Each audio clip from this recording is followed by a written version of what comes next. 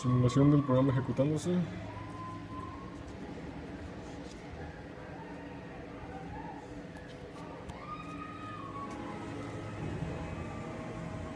Esta es la unidad de control de los relevadores para prender las fuentes de alimentación.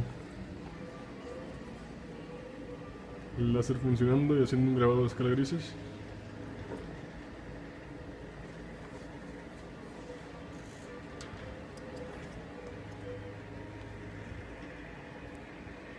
Torreta indicadora encendida en rojo de que no se puede prender la máquina, no se puede abrir la máquina.